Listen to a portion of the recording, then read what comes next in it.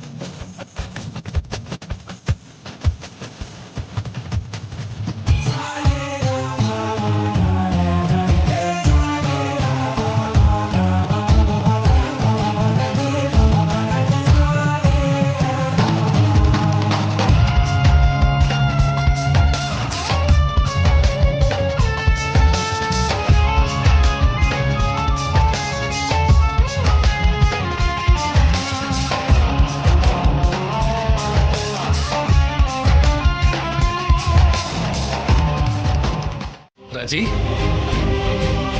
ರಾಜಿ, ರಾಜಿ,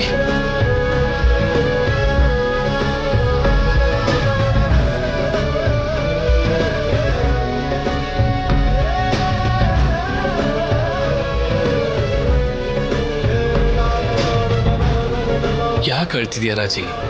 ನಿನ್ನ ಅಪ್ಪ ಅಮ್ಮ ನೆನಪಾದ್ರ? ಮತ್ತೆ ನಿಮ್ ಬಗ್ಗೆನೆ.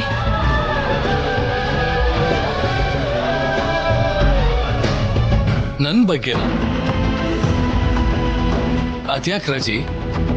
ನಾನು ನಿನ್ ಜೊತೆಲೇ ಇದ್ದೀನಿ. ಜೊತೆಲೇ ಇದ್ರು ಕೂಡ ನನ್ ಬಗ್ಗೆ ಯಾಕೆ ಯೋಚನೆ ಮಾಡ್ತೀಯ? ನಾನು ಯೋಚಿಸ್ತಿರೋದು ಇವಾಗ ಚೆನ್ನಾಗಿರೋ ನಿಮ್ ಬಗ್ಗೆ ಅಲ್ಲ ಸರ್, ನನ್ನಿಂದ ನಿಮಗ್ ಬೇಜಾರಾಗಿತ್ತಲ್ಲ ಅದ್ರ ಬಗ್ಗೆ.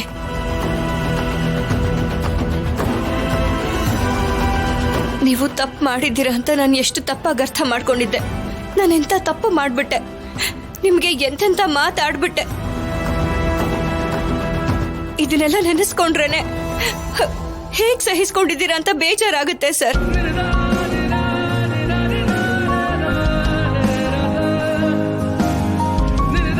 ಪ್ರೀತಿನೇ ಸಹಿಸೋ ಶಕ್ತಿ ಕೊಡ್ತು ರಾಜಿ. ಇಲ್ಲ ಸರ್, ನೀವ್ ಸುಳ್ಳು ಹೇಳ್ತಾ ಇದ್ದೀರಾ. ನಾನ್ ಸುಳ್ಳು ಹೇಳ್ತಾ ಇಲ್ಲ ರಾಜಿ, ನಿಜಾನೇ ಹೇಳ್ತಿದ್ದೀನಿ. ನನ್ ಮನ್ಸಿಗೆ ಗಾಯನೂ ನೀನೆ, ಔಷಧಿನೂ ನೀನೆ. ನಾನ್ ನಿಮಗೆ ಗಾಯ ಮಾತ್ರನೇ ಸರ್. ಇಲ್ಲ ರಾಜಿ, ನನ್ನನ್ನ ಏನ್ ಮಾಡ್ಬಿಡ್ತಾರೋ ಅಂತ ನಿನ್ನಲ್ಲಿ ನೀನೇ ಭಯ ಪಟ್ಟೆ ನೋಡು. ಅಲ್ಲಿ ನಿನ್ ಪ್ರೀತಿ ಮುಂದೆ ಅಸ್ಮಿತಾ ಪ್ರೀತಿ ಸೋಲ್ತು.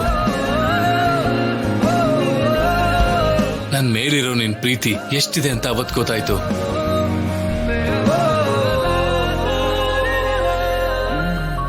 ಆ ಪ್ರೀತಿ ಕೊಟ್ಟಿದ್ದ ಧೈರ್ಯನೇ ನಿನಗೆ ನಿಜ ಗೊತ್ತಾಗೋವರೆಗೂ ನನಗೆ ಸಹಿಸ್ಕೊಳ್ಳೋ ಶಕ್ತಿ ಹಾಗೆ ಧೈರ್ಯನೂ ಕೊಡ್ತು ರಾಜಿ.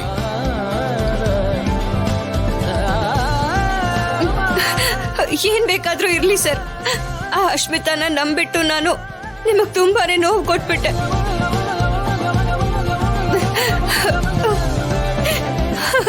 ಸಾರಿ sir, sorry. I'm really sorry.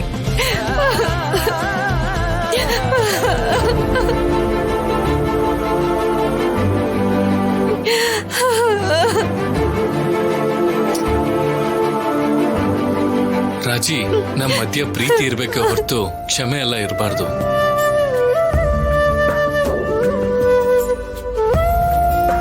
ನನಗೋಸ್ಕರ ನೀನೊಂದು ಕೆಲಸ ಮಾಡ್ಬೇಕು ರಾಜಿ. ಏನ್ ಸರ್ ಅದು?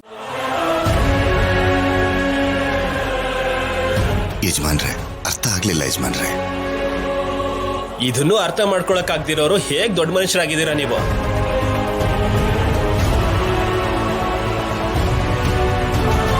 ಊರಾಚೆ ಇವ್ರದೊಂದು ಪಾಳು ಬಿದ್ದಿರೋ ಮನೆ ಇದೆಯಲ್ಲ, ಅಲ್ಲಿಗೆ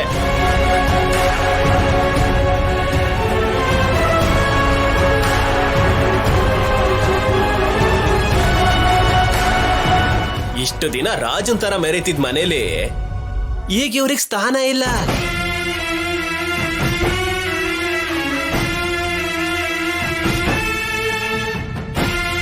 ಇನ್ಮೇಲಿಂದ ಆ ಪಾಳು ಬಿದ್ದಿರೋ ಮನೆನೆ ಇವರ ಅರಮನೆ.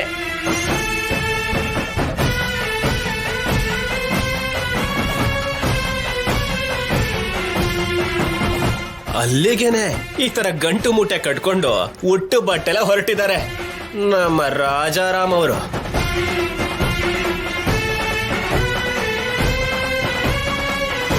ಅವನು ಹೇಳ್ತಾ ಇರೋದು ನಿಜಾನಾ? ಆ ಪಾಳ್ ಬಿದ್ದಿರೋ ಮನೆಯಲ್ಲಿ ನೀವಿರೋದು ಅಂದ್ರೆ ಏನೋ?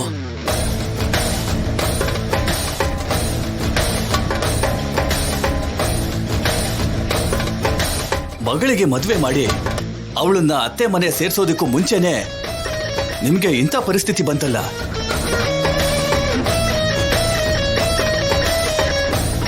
ರಾಜಾರಾಮ್ ಅವರೇ ಹೀಗೆ ಹೋಗ್ತಾ ಇದ್ದೀರಲ್ಲ. ನಿಮಗೆ ಗೊತ್ತಿಲ್ವಾ, ದೇವಸ್ಥಾನದಲ್ಲಿ ಮಗಳು ಮದುವೆ ಮಾತ್ರ ನಡೆದಿದ್ದ, ಹೆಂಡತಿ ಜೊತೆ ಜಗಳ ಕೂಡ ಆಯ್ತಲ್ವಾ? ಅದು ಗೊತ್ತೇ ಇಲ್ದಿರೋ ತರ ಮಾತಾಡ್ತಿದ್ದೀರಲ್ಲ.